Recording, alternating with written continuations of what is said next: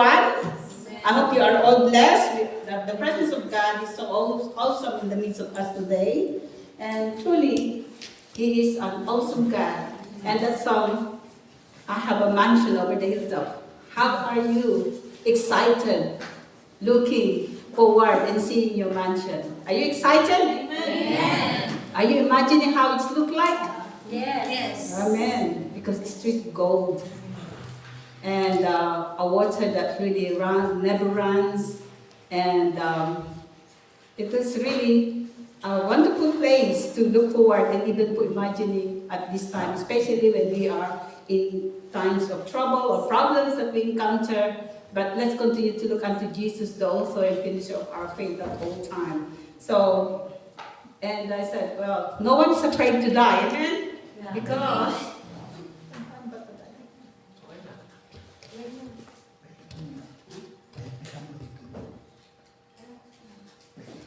okay, thank you.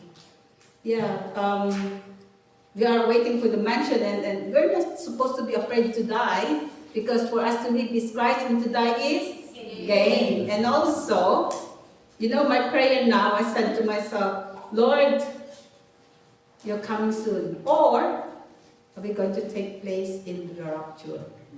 So we should be prepared and be ready for the rapture to take place. That's all we are waiting now. We don't need to die in this place, but we're going to meet Him in the air. Amen? Amen. Amen. So what I'm going to share with you today is it's a preparation. Are you prepared for the rapture?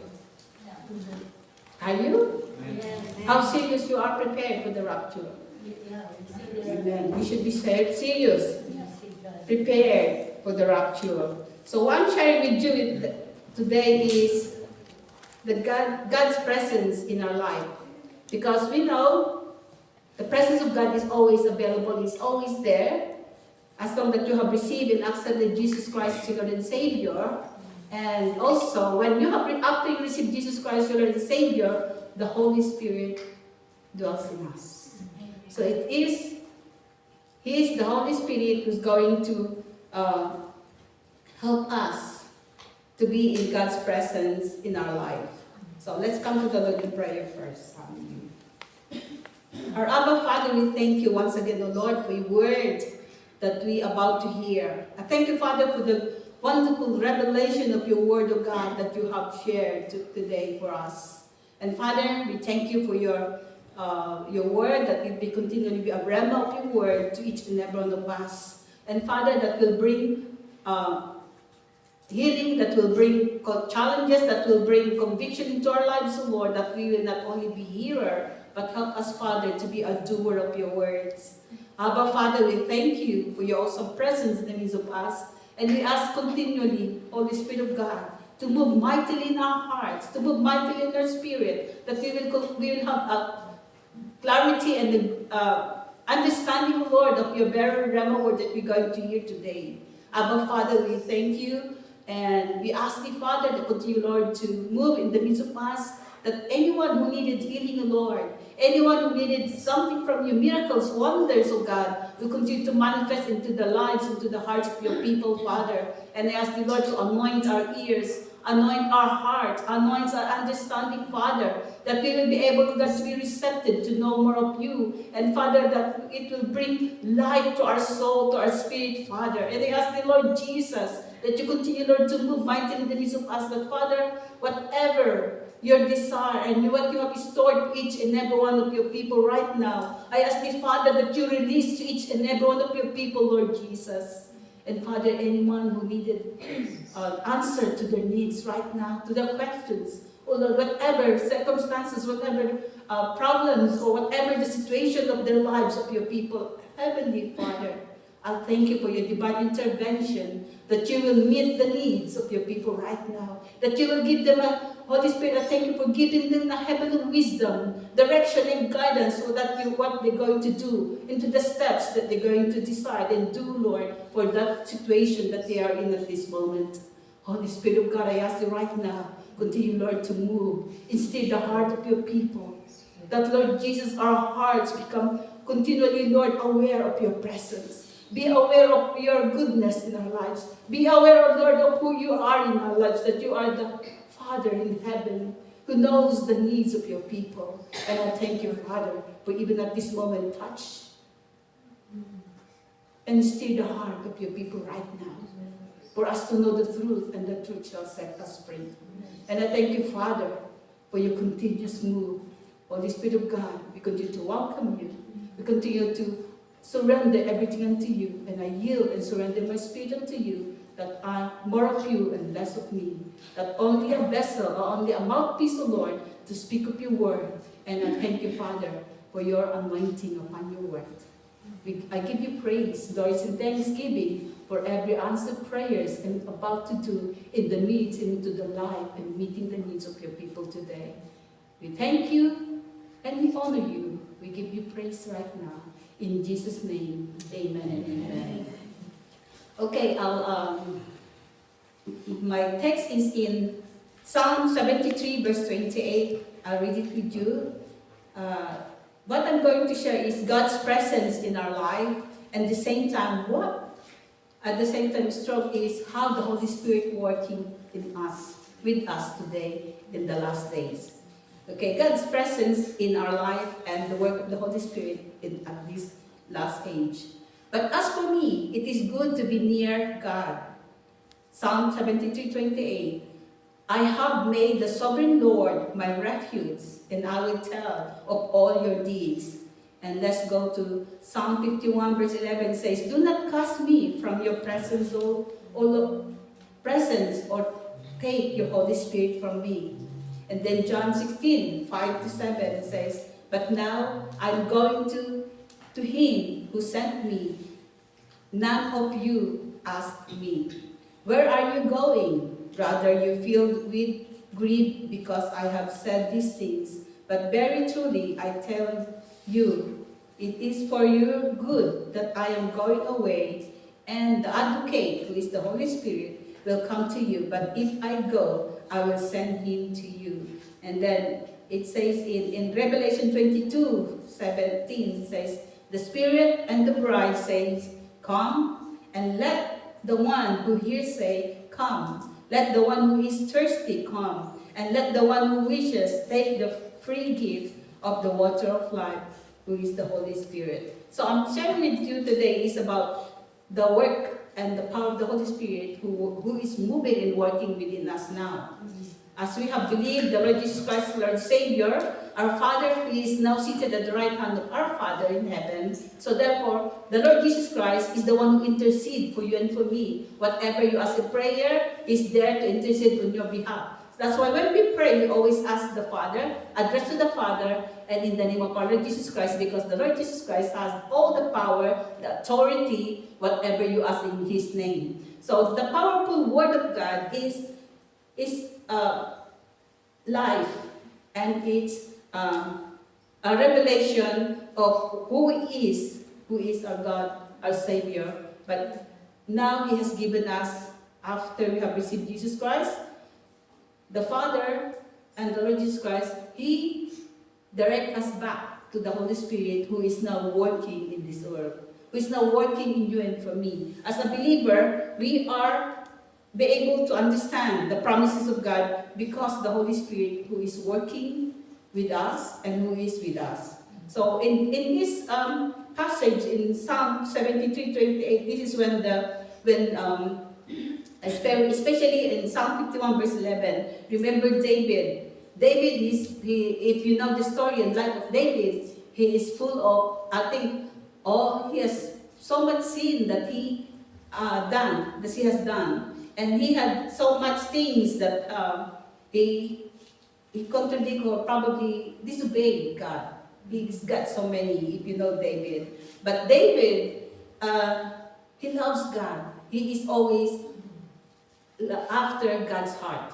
It doesn't matter what, he knows when he sinned, he knows what he had done, but even though when he does sin, he said, that's why he said in Psalm 51 verse 11, do not cast me from your presence, or take your Holy Spirit from me. So in the Old Testament, in time of David, the Holy Spirit is working in them.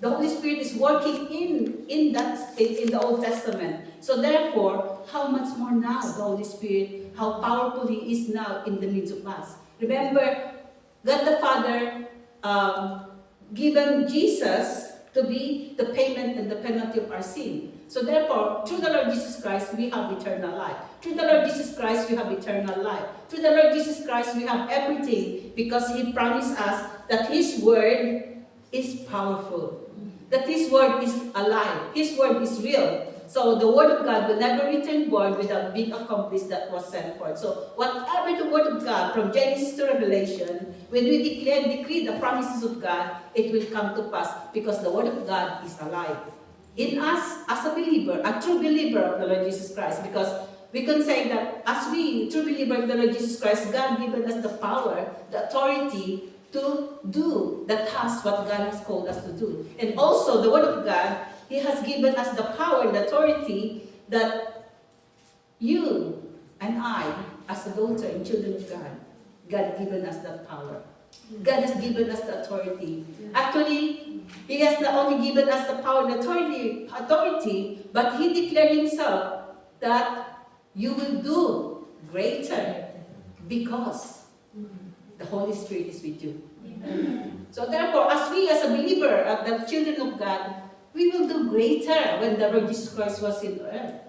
Because now, He has given us the power and authority through the power of the Holy Spirit. That if we really look into that promise of the Word of God about His promises and take it alive and make it happen and fulfill. Like for example, the Word of God said, God promised us that God will supply all our needs according to His riches in glory through our Lord Jesus Christ alone. So in that verse, when we explain the verse, my God shall supply. So it's going to declare that you and I, my God, shall supply all, He said, not one, all our needs according to His riches in glory through Lord Jesus Christ. So therefore, there is power within us. God given us the power and authority to declare and to make the power, the Word of God manifested in every situation. Because the Word of God is life, the Word of God is alive, the Word of God is a promise that God given us. And remember, He has so many promises that He said that He will pour out all the blessings to each and every one of us.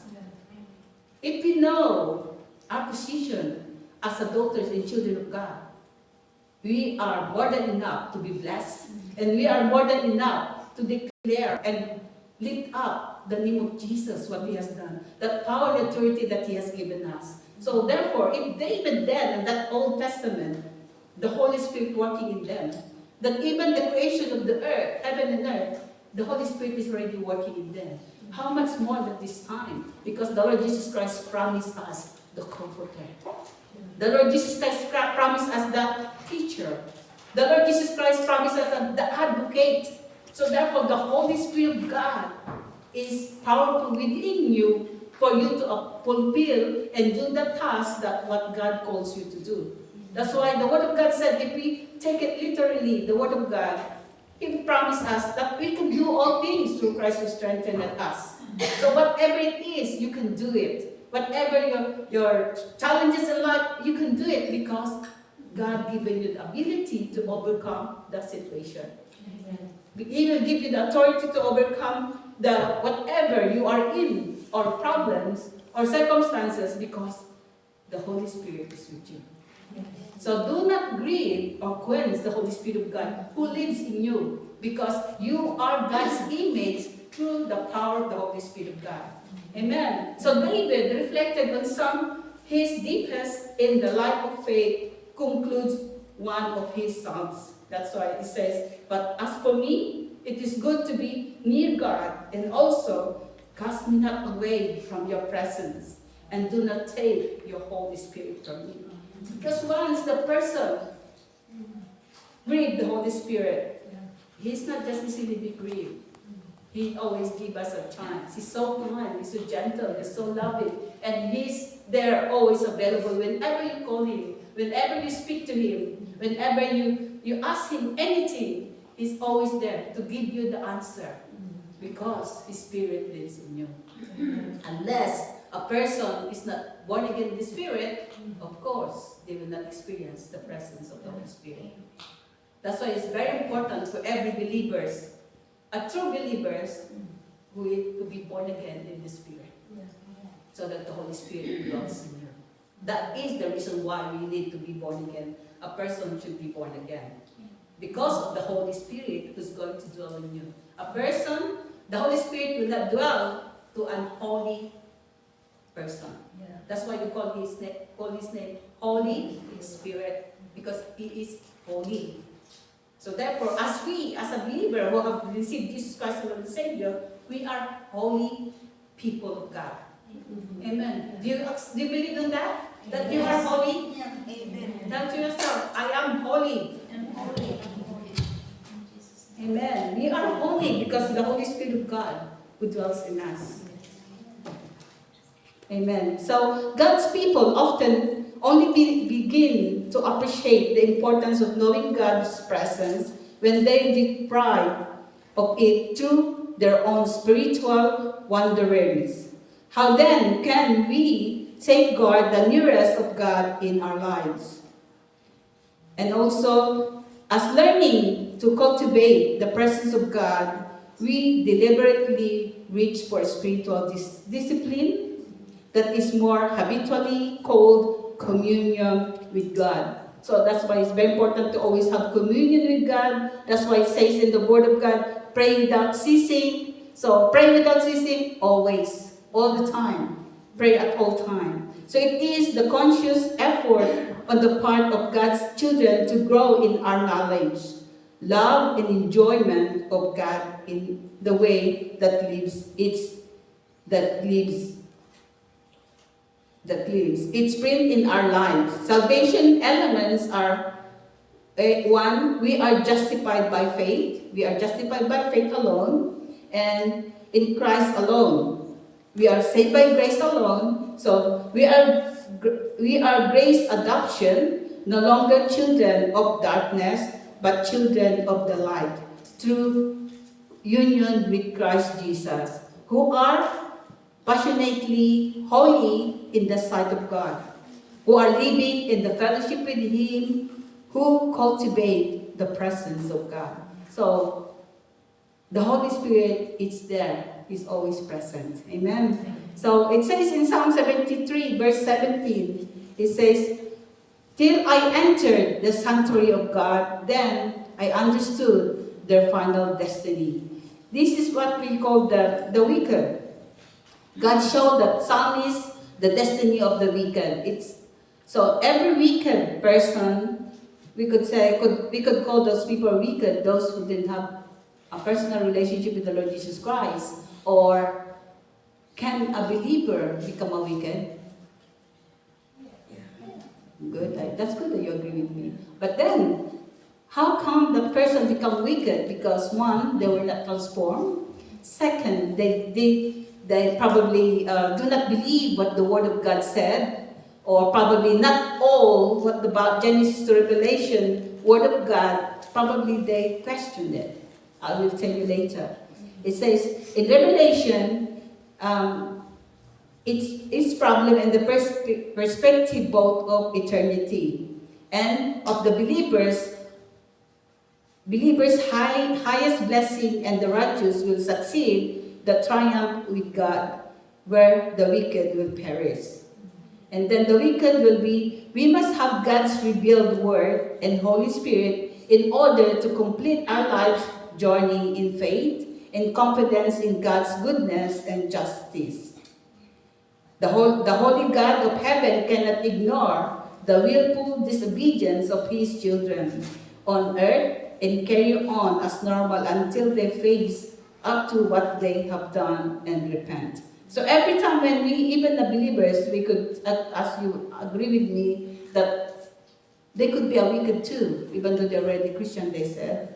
But sometimes, you remember when enemy, he tempted us, remember the Lord Jesus Christ when He was tempted, but He was an example that He never been tempted. But for us as a believer, we could be tempted, especially when we are sometimes following, obeying the desires of the flesh. So when we follow the desires of our flesh, sometimes we could probably disobey God's word, but whatever you have disobedience that you have done, and the Holy Spirit convict you of sin, repent from that. Repent and do not be proudful of your life to carry on the way you're doing it, you think is okay. But when the Holy Spirit is always there to convict us when we sin against Him, when we sin against God. So when the Holy Spirit convict us, repent. As we always know, I think repentance is 100% turning away from that, whatever the person has done, the wicked things that they have done. Like, for example, there's so many things. If we have looked into Galatians chapter 5, I think in verse 19 or below, it says all the types of sin that God doesn't want us to get in or involved in. So therefore, the wickedness, when a person committed disobedience or sinful life, don't condemn. That's why it says there's therefore no condemnation in Christ Jesus. Because the enemy will always condemn you, remind you what you have done. So when the enemy condemn you about the sin, don't take it. Go back to God. Ask for His grace. Ask for His mercy and repent from it. See, that's why the Word of God said again, if we confess our sins, He's faithful and just to forgive us and to cleanse us from all unrighteousness. So when we know the Word of God, and we know that when we have sinned against God, we have committed wicked things in our life, repent and confess and turn back from it. That's how we're going to do, and what we should do as a believers. So the presence means an active involvement in lives of believers. So we're talking about here the presence of God is active here as we as a believer involved in lives of all true believers, which is God is always with us, and we can experience His presence through the Holy Spirit. And that His presence is ultimately a source of joy and fullness. So it is important to understand that when we talk about the presence of God, we are really talking about the presence of the Holy Spirit in us. Who is God's presence on earth today. He's here. He's with us.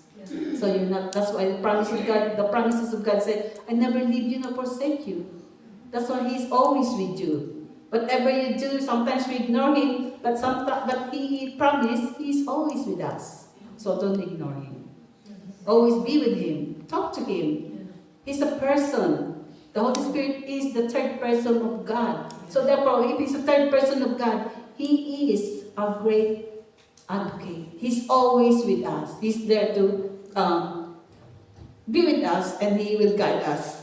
And also, that's why He promised that God's presence on the earth is here now. After the Lord Jesus Christ ascended from heaven, who is seated at the right hand of the Father, the Holy Spirit is with us. That's how long ago when the Lord Jesus Christ ascended to heaven, more than 2,000 years ago. So imagine the Holy Spirit is there, and is there, always available. He's with you at all time. So the Bible makes it clear that the faith that Father is in heaven, and the Lord Jesus Christ is seated at the right hand of the Father, and the Holy Spirit is the one who is on the earth, among and within the body of Christ. Let's read in John chapter 16.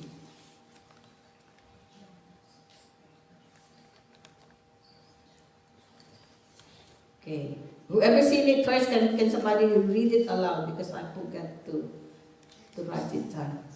John 16, 5-7. But now I am going to Him who sent me. None of you ask me, where are you going? Rather, you are filled with grief because I have said these things. 7. But verily, truly I tell you, it is for your good that I am going away. Unless I go away, the Advocate will not come to you, but I will go. I will send Him to you. Amen. So it's very clear, He promised you an advocate. This is the Lord Jesus Christ. He said to us that we have an advocate.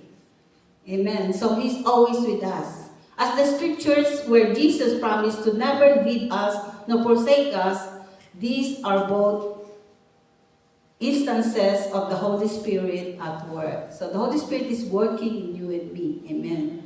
And God is always with us because His Holy Spirit is with us at all times. And that, what God's presence does in our lives. What's God's presence in our lives? One, He transforms us. The Holy Spirit transforms us. Because it says it explains that in 2 Corinthians 3:17-18 says, "Now the Lord is the Spirit, and where the Spirit of the Lord is, there is freedom. And we all who with unveiled face and contemplated that the Lord's glory are being transformed into His image with every increasing glory which comes from the Lord, who is the Holy Spirit." So therefore, the Holy Spirit helps us transform our ways, our character, our attitude. First, it is revealing that we are created for the glory of God, bearing the image of God. You are the image of God. So whatever you do in this face, in this body, is reflecting the Lord Jesus Christ in you. So you are the image of God. You are bearing the image of God. That we signifies that human are reflect God's nature, character, and purpose. We are to reflect God's qualities and represent Him in the world, stewarding the earth according to God's standard.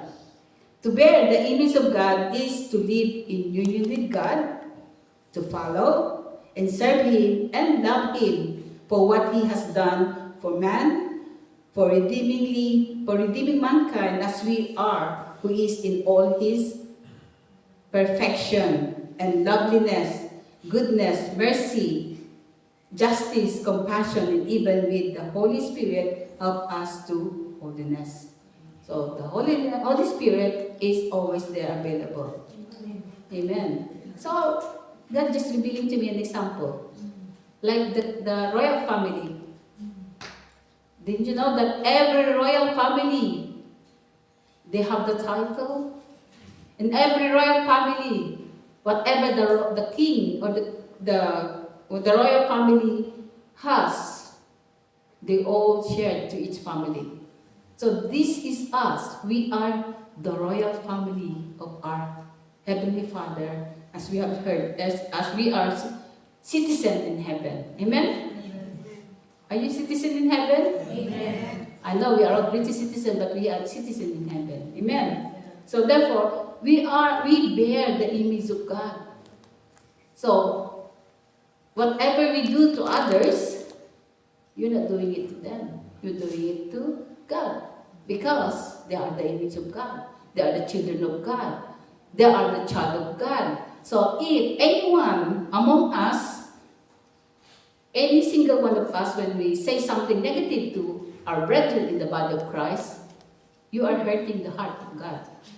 Why? Because this person is a daughter, sons of God, and he is the image of God. So therefore, if he is the image of God, you did that to him, not to that person. Amen. Was it clear? So this one, because we are the image of God, so therefore we should be like Christ. And whoever done something do to us, negative things, whatever they do to us, they did not do it to you. They did it to God. Because you are the image of the living God.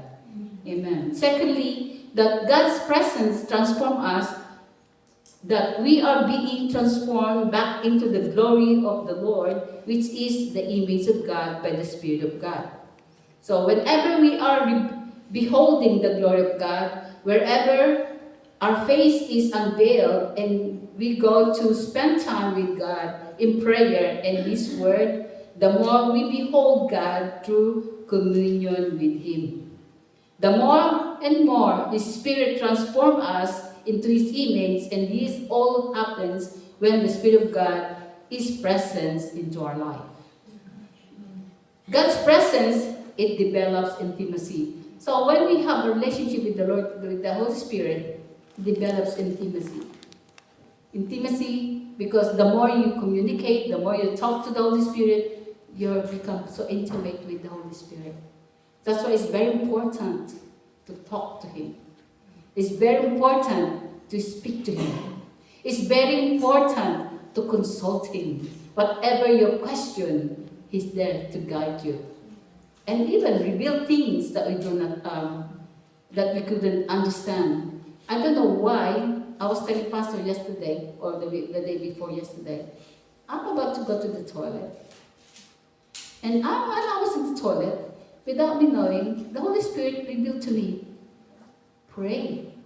So, what Holy Spirit do you want me to pray? Then revealed to me, pray for every family of yours, and even in the body of Christ. Pray for your house in Philippines. I don't know why. I said, why Holy Spirit? Okay. With obedience, I just pray and pray and pray and pray that every single one, member of my family, the church member of the Shepherd's Voice Christian Ministry, families, the buildings, I don't know why. And then God revealed to me, there will be a big one. And we don't know if we are in the last days. If you look around, which I'm going to add that to my share with you, the earthquake become more stronger. Not only becoming stronger, it's becoming natural on earth. And now Pastor was saying to me this morning about, is this true that there are flooding in some area of Philippines? And God revealed to me again. So if the land, the earth is so soft, and there's an earthquake, Lord, have mercy upon the Philippines. That's why pray, continue to pray. That's why I just lift up and pray about that. I didn't have the revelation. Just pray for every household, every wherever our hands stand, the houses is built, the Lord will protect it underneath. That was my prayer. I don't know why, so I prayed. So this is how the Holy Spirit reveals things we do not understand. But when we give in and obey and pray about the situation, while you are praying, He will give you the revelation what's happening. This is Him. He is so powerful and He is so intelligent to guide us and to lead us to the purpose what we are praying for. So God's presence develops intimacy with us. So the more you speak, the more you pray, the more you include Him to your situation, include Him, to embrace Him into your life, the more you develop intimacy with Him. So the presence of God being with us at all times gives us availability to Him, to more and more His Spirit transform us. Being present, we are able to engage with Him whenever we need Him and whenever we desire to know Him. His Holy Spirit is always there. He's always with you. And also, it develops intimacy that teaching, it says in Matthew 28:20 said, and teaching them to obey everything I have commanded you. And surely I am with you always, and to the very end of the age. Until the very end of the age. So He's always with us. That's His promise.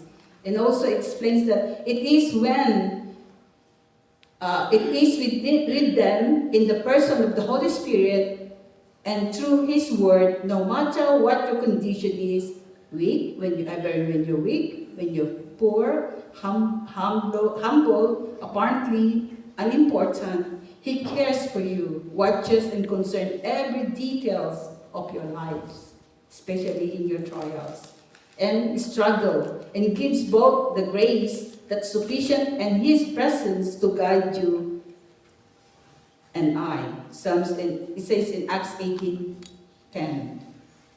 Because the intimacy development, the Holy Spirit develop intimacy to us because you are the sons, the daughters.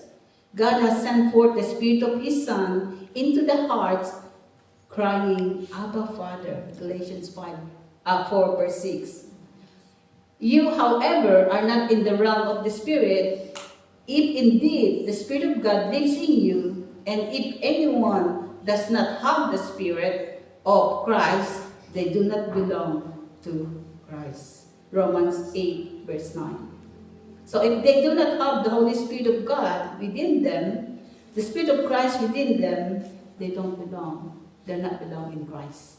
So that's why it's very important to be born again in the Spirit so that the Holy Spirit dwells. So His Holy Spirit resides on the inside of us, is Him being with us at all times. And since the Bible reveals that He is with us, and He promised not only with us, but at all times. This now means we have complete access to God anytime. As we can fellowship with Almighty God because He literally dwells inside us. So, we are really blessed. And His powerful blessed and His powerful word. So, God's presence develops intimacy. Not only develops intimacy, God's presence is God's fragrance. It's a God's fragrance. And it says here, God's presence can so saturate us that the world around us can tell that we are different, and it could impact them dramatically.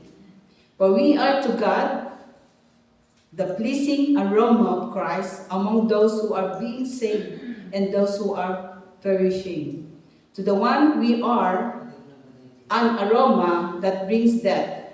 To the others, an aroma that brings life, and who is equal to such a task. It's 2 Corinthians 2, 15 and 16. So when we walk with God, our lives become a literal aroma everywhere we go. The saints, it reveals their life that they have received from Christ. The unsaved, it reveals their certain destruction if they do not repent. If we, it says here, walk with God and lives become a literal aroma everywhere we go. The saved, it reveals their life that they have received from Christ. And the unsaved, it reveals their certain destruction if they do not repent. The aroma of death leads to spiritual death.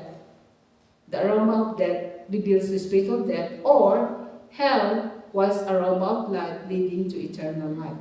So aroma of life leading to eternal life. The aroma of death is hell. So the Holy Spirit convicts of sin and righteousness, and of judgments of sin is for unbelievers, and righteousness is for the believers. So we are the righteousness of God. Amen? Amen. You are righteous. Amen. Aren't you happy and blessed that we are righteous? Amen. So when we committed sin, repent. Yeah. So this fragrance is the presence of the Holy Spirit that rests on us. And as we yield to Him, He convicts the world around us. The greater we yield to God, the greater His fragrance becomes. So the more we yield to God, we yield to the Holy Spirit, the fragrance of God. We are a fragrance before God, the Holy Spirit of God. And I just want to share with you this. I often have experienced many times that I was, wherever I am, sometimes I'm praying, sometimes I'm just online, walking on my own, sometimes worshiping in my thoughts. There was a time, I think it happens not only once, twice. I was in a place that I don't know where it is, and suddenly I smell of a wonderful aroma of flower. And I said, "Why? Where's that?" So I look around. And recently I've smelled something like at my office as well. And then I was, my MD, his room is next door and it's closed. I don't know, I could smell a fragrance on my area. I said, "What is that fragrance? It's nice smell." So I often have this experience, a smell of a wonderful flowery smell, even just around me.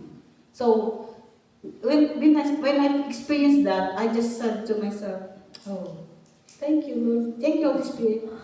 Or I said, thank you, Father. Thank you. I just keep on saying thank you. I could smell your presence. Something like that. Sometimes I'm talking to myself, but for me it's not. Because I know when the fragrance of God is around. Yeah, I don't know if you have experienced the fragrance of God. As a believer, I have many times experienced the fragrance of God around me.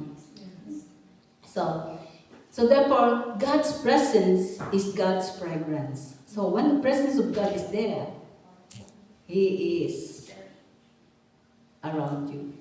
Amen? So you can smell the fragrance of God. So God's presence produces freedom and healing.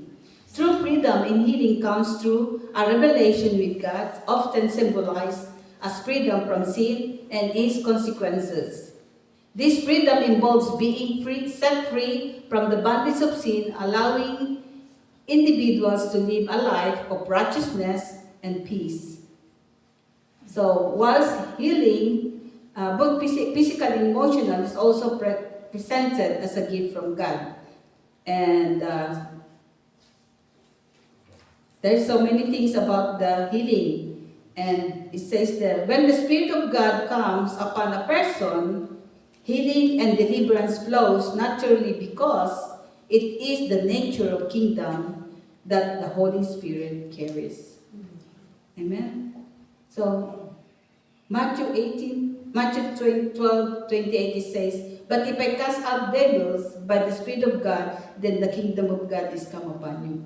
So you have the power and authority. Yes. God giving you all that power. So, take and carry, speak the promises of God that you have known, especially in your situation.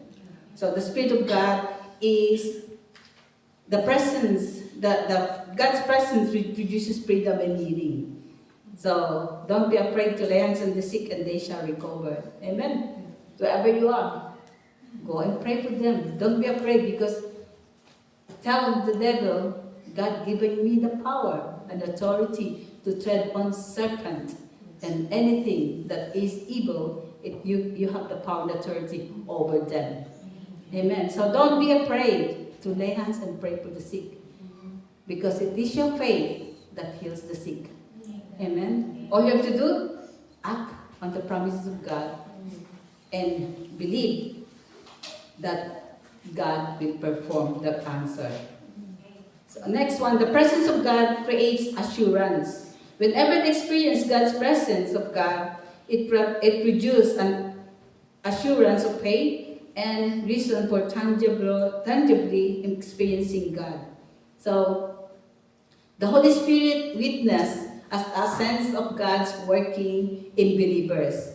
Bear witness to us through our salvation and give them the deep sense of peace and certainty. Now I'm going to go further explain about what is the Holy Spirit doing now. God revealed this to me this morning. What do you think the Holy Spirit is doing now? That's why I read it says in Revelation 22 verse 17, that the text I read last one says, the Spirit and the bride says, come, and let the one who hears say, come. Let the one who is thirsty come, and let the one who wishes take the free gift of the water of life. It says here that we are living in what many calls the last days. Are we in the last days? Do you agree? And you are living in the last days? Are we prepared for the last days? No, it's not convincing. Are you prepared? Amen. We should be prepared. A period that began with Jesus' resurrection and will continue until His return. And the Bible and the work of the Holy Spirit are very clear about what's happening now. It says, as I read Revelation 22, 17, He's calling people for salvation. He's calling people for salvation because the Holy Spirit is urgently calling people to turn to Jesus. He's stirring heart and revealing truth, convicting the sin, and preparing people for eternity. If you look around, and if you look, there was a testimony that Christine just shared on the phone. She said something happened to them during the week, and last Sunday, they having the worship, and there was a man. Is it a man or a woman that? I think a woman or man who were in the midst and in the front, praying like the Muslim prayer. Sit on like that. So people, it's a Christian church where they are. So this person was, he was directed to go to their church. Not unfortunately, God really moved in mysterious way. This person, who is a Muslim, went into the church, and what happened was, the pastor approached that person, and what the testimony of that person said, I have the revelation of Jesus Christ, the Muslim. We are in the last days, brethren, that God Himself revealed to those people who loves God. And He will, and not only this time, there's a lot of things happening. I think I've seen some testimony of, even in America, for a long time now, a lot of they were Muslim, and God revealed themselves to them. He loves everyone. So when we pray for any one of our family, always pray for the revelation of Jesus Christ to them, that they will come to know, and the Lord Jesus will touch them. So we are in the last days. So this is the work of the Holy Spirit. So when we pray for anyone, the Holy Spirit will answer that, no matter what it is. Like the testimony of our sister Saida, one of the family. They were what? Which religion? They were Mormons. I don't think so that they went to the church, but because of the prayer of Sister Saida and the family sharing the gospel of salvation, that they know that only Jesus is the only way, the truth, and the life. No one comes to the Father except through the Lord Jesus Christ. So it's only the Lord Jesus Christ. God touches them. God will steer their hearts for them to reveal Himself to anyone who call and seriously seeking for God. Because He promised in the Old Testament, when we seek Him, we will find Him. So they're probably seeking God. I remember when I would seek God before I become born again, the Lord leads me to the right path.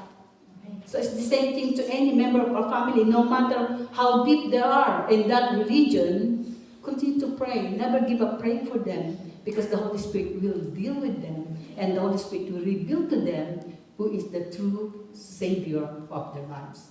Amen. So we should we always ask the Holy Spirit. It says in Revelation 22 verse 7, the Holy Spirit is urgently calling people to turn to Jesus. So He's stirring hearts, revealing truth, convicting of sin, and preparing people for eternity. That's why we have a great part as a believer to be bold and share the gospel of salvation to others. Don't let any member of your family to go to hell. Share the gospel of salvation. You have to fight back for their spirit and soul for the Lord Jesus Christ. Because He promised that whatever we ask and pray, we believe we receive them and we shall have them. And He promised that as we believe in the Lord Jesus Christ, me and my whole household shall be saved. So every member of your household, they will be saved. As long as they continue to pray for them, act on the Word of God by sharing the gospel, boldly sharing the gospel, and always, when you share the gospel, when they have accept or they receive or they understand whatever the verses you said, lead them to acceptance, prayer of acceptance, so that at least you have already the manifestation of the Word become alive to them. So the empowering the church.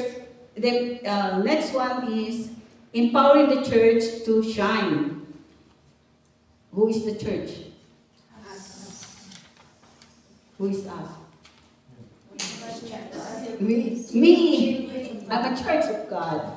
Amen. You are the church, not the chair, not the building. You are the church. Amen. So God has empowering you, church, to shine. Are we shining? In Matthew 5:14-16 says, "You are the light of the world. A town built on a hilltop cannot be hidden. Neither do people light a lamp and put it under a bowl. Instead, they put it on its stand, and it gives light to everyone in the house. In the same way, let your light shine before others, that they may see your good deeds and glorify your Father in heaven." It says in Acts 1:8, "But you will receive power when the Holy Spirit comes on you, and you will be my witnesses in Jerusalem," which is your family, "in Judea, your neighbor, in Samaria, surround your workplaces, and at the end of the earth, when God bring you to mission." So that's how we do. So therefore, God has given you the power already. What are you doing with that power? Have you shared the gospel to your neighbor? Have you shared the gospel to your Jerusalem, to your Samaria? Always always put tracts on your pocket, and then just hand it to them. Amen. Despite darkness in the world, the Spirit is empowering believers to share the gospel, pray with power, and live holy lives. And then next, you are sanctifying the bride. Who are the bride? Amen. I am a bride. You are a bride. Who is your groom? The Lord Jesus Christ. So we are all bride, and the groom is our Lord Jesus Christ. Are you looking forward for your groom? I am. Amen. So let's be excited, because we are the bride of the Lord Jesus Christ. Like the church here, the church emphasized, explained in Ephesians 5:25-27. This is the word that husband, love your wives, it says that. But just as Christ loved the church, husband, love your wives. So husband, you have a great responsibility to your wife. Because if you are dishonest, if you are not loving your wife, you are hurting the Lord Jesus Christ. Because they are an example, just as Christ loved the church and gave himself up for her to make her holy, cleansing her by the washing with water through the word, and to present her to himself as a radiant church, with or without stain or wrinkle, or any other blemish, but holy and blameless.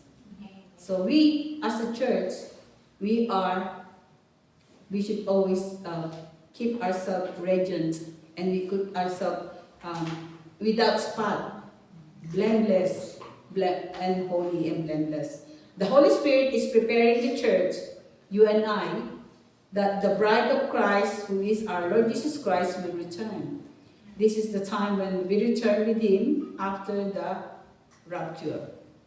So the Holy Spirit is preparing the church, that the bride of Christ, for Jesus' return. How he is preparing us, refining her through trials. When we have trials, we are being refined. Make it as a challenge when you have trials. Make it as a challenge that God is going through your situation and teaching you how to become strong in the trials, and how you're going to overcome the trials. So God, the Lord Jesus Christ, He is our bride, as we are the bride of Christ, so He's refining her, means the church. God is refining the church through trials. Jesus returned, calling her to He's calling you to purity. And exposing false teachers and teaching. So when and Jesus returned, he deepened love for Christ. So the church is deepening love for Christ. As we continue to seek the Lord, we continue to be strong and courageous in every trials that we encounter in life. He will continue to expose the false teaching in the midst of us, and He will dispensing love for each and everyone. So we as a church, we have to be radiant church, and without stain or wrinkled, and without blemish, and because God called us holy and blameless. Amen. So refraining evil means in 2 Thessalonians 2:8, for the secret power of lawlessness is already at work. But the one who now holds back will continue to do so till he is taken out of the way. So at the moment, evil is still here, and is still working, but you will overcome because the Holy Spirit is with you.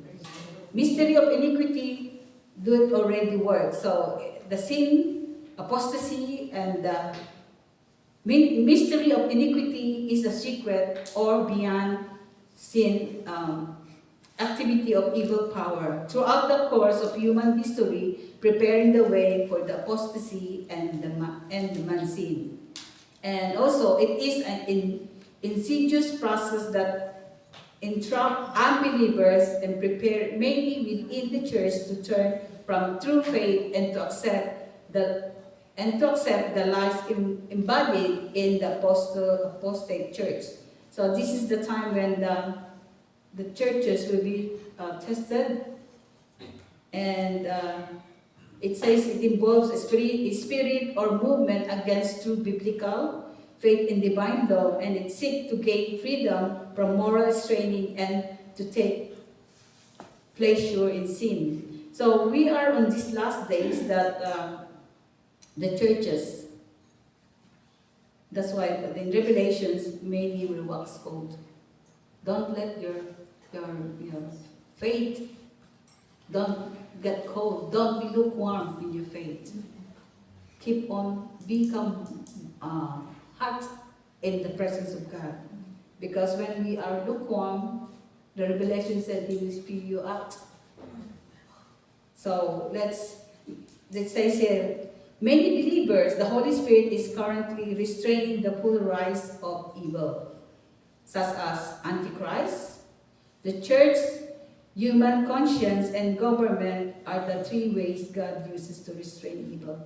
Don't we know that the church, the governments, is God uses to restrain evil? It's not accident that the church leads the way. Christ's powerful deity overcomes sin. John 16:33 said, I have told you these things so that in me you may have peace. In this world you will have trouble, but take heart, I have overcome the world. God's creation of man included the human conscience to discern good and evil. God given you the discernment spirit, because the Holy Spirit of God is in you. So God given you the discerning spirit, it says in Romans 2:15. They show that the requirements of the land are written on their hearts. Their conscience also bearing witness, and their thoughts sometimes accusing them, and at the other times even defending them. Once the church is ruptured, this restraint will be remorse, and chaos will follow during the tribulation. So, rupture, I think I wouldn't have time. That 10 minutes only, so I won't be able to finish it. We all know about the rapture, do we? I'm not going to tackle that one. I'll go to the next one. And then, the portion of the professing church that failed to abstain the evil and is unfaithful to Christ will be left behind. Those who will be left behind are those people who are abstaining. The Holy Spirit is the one who have abstained from evil, and He's the one who's going to keep us on the rapture. So Matthew 21 verse 1 says, "At that time, the kingdom of heaven will be like the 10 virgins who took their lamps and went out to meet the bridegroom. The 5 was ready. The 5 is they were left behind. They were not able to go in because they are prepared." Amen. So following the rapture is the day of the Lord, a time that brings tribulation and the wrath to ungodly. So that's those who will be left behind will experience and go through tribulation. So never think to be left behind. Amen. Prepare. Live a holy, righteous life. Sign that we are close. We are close to that rapture. The sign is I won't be able to finish it anyway. The sign of that we are close, it says in Matthew 24 verse 36, Jesus said, "No one knows the exact day or hour but about that the day or hour no one knows, not even the angels in heaven, not the Son, but only the Father." And the sign that we are close, that increases of lawlessness and evil. Lawlessness and evil, if you look around, is becoming normal. Matthew 24 verse 12. "Because of the increase of wickedness, the love of most will grow cold." Most. Corruption, violence, deception, and immorality are spreading globally. This is what's happening. Global spiritual deception, it says in Matthew 24 says that, "For false Messiah and false prophets will appear and perform great signs and wonders to deceive, if possible, even the elect. Many false teaching, false gospel, and spiritual deception are increasingly even within the church." That's why we have to be very careful who we listen to. You have to be very careful which church do you go to. Because in 2 Thessalonians 2:9 says, "The coming of the lawless one will be in accordance with how Satan works. He will use all sorts of display of power through signs and wonders that serve the lies and all the ways that wickedness deceives those who are perishing. They perish because they refuse to love the truth and to be saved." So when you hear the truth, don't refuse to hear that. Then apostasy in the church. I won't have time to that. I'll probably continue this next time, and I'm giving the opportunity or privilege to share again. So that will be the apostasy in the church. Apostasy in the church means abandon the faith. These are the apostasy. 1 Timothy 4 verse 1, the Spirit clearly says that in latter times, some will abandon the faith and follow deceiving spirit and things taught by demons. Many are compromising truth and turning away from the biblical teaching. Watch out. Don't go away from the biblical teaching. And be careful with the deceit. I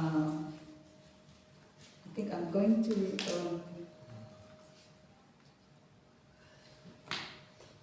I think it's better to have that time, apostasy in the church, because we need to educate ourselves about the apostasy in the church.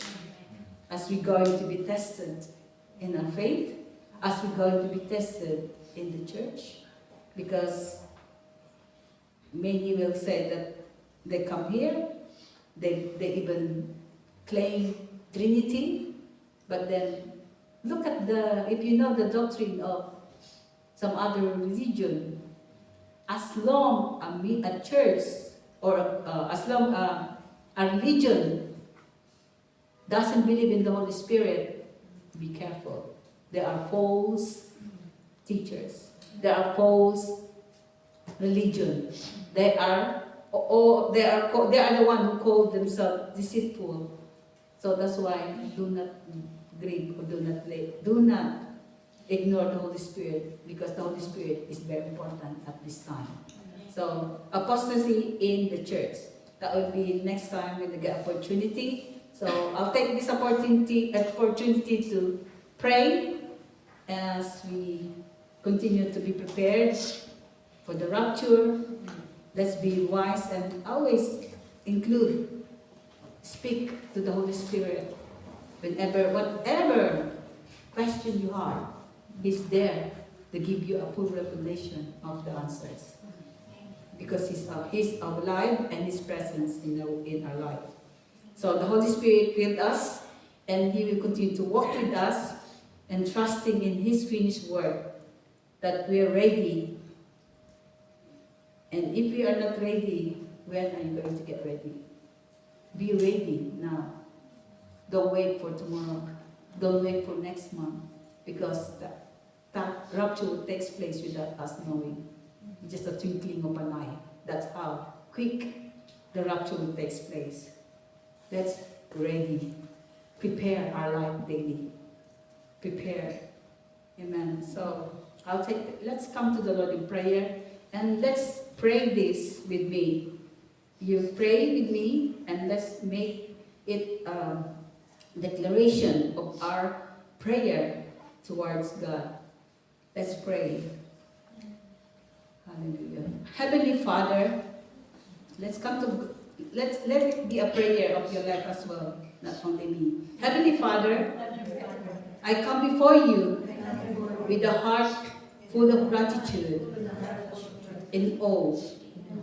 Thank you for the truth of your word, and for revealing these things through the power of your Holy Spirit. Lord Jesus, I believe you are coming soon.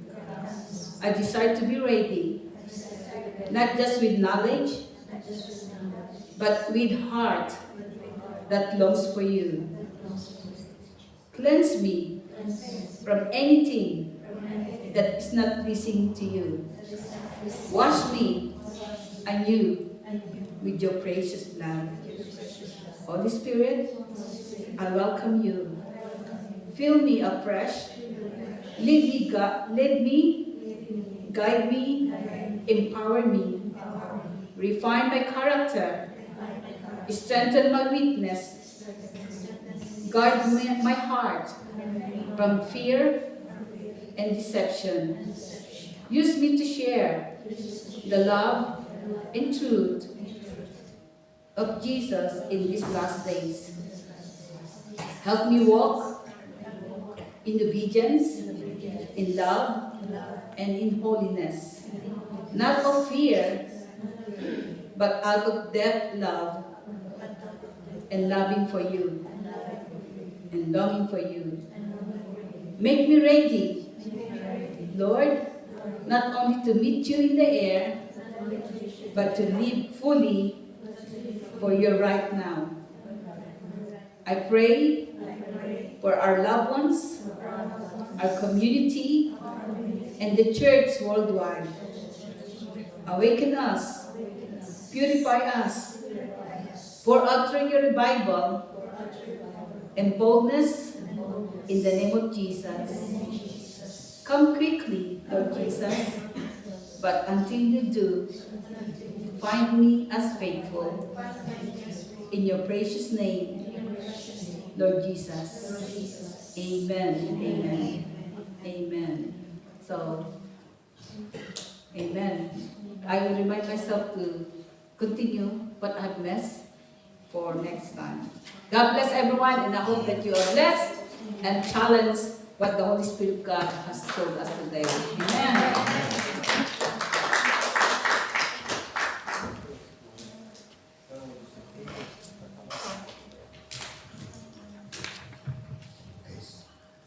All right, so we have heard the Word of God that it gives us the encouragement, the guidance, and refresh our our hearts, our minds concerning the rapture and our situation here on earth, so that we don't neglect to remain prepared, holy, faithful at all times while waiting for the return of our Lord Jesus Christ. Amen. Amen. So it's good to be refreshed by the word of the Lord. Praise God. Okay, so before we close our service temporarily, I just want to call Sister Susan. We are going to pray for her and the whole family. And yes, we're going to collect something as well, as we do that every time when close family, member of family pass away. Okay, so let's pray for our sister Susan. Hallelujah. Heavenly Father, we thank you, Lord, for the life of Sister Susan, and we lift up unto you the whole family right now. You understand, Heavenly Father, exactly, Lord, their heart, their feelings, but you are the God who gave life, and you're the God who take away life. And blessed be the name of the Lord. And right now, Father, we pray that may the comforting power of your Holy Spirit, Lord, be upon Sister Susan's family, that they will be encouraged and strengthened and managed, Father, to cope and to accept, Lord, the situation that had happened, Lord, to her sister, in the name of Jesus. Lord, we pray that you will be with them, that you will provide, Lord, everything, Lord, upon their families. And we pray for the salvation, Lord, of their whole families, Lord, to be saved, that they will be saved in the name of Jesus. Lord, we thank you that you are in control of everything and every situation. In Jesus' mighty name. Amen. Amen. I think we're gonna, before we close temporarily, we're gonna collect the love offering. An offering that we can give as brothers and sisters. Yeah, all right. We'll pray as well for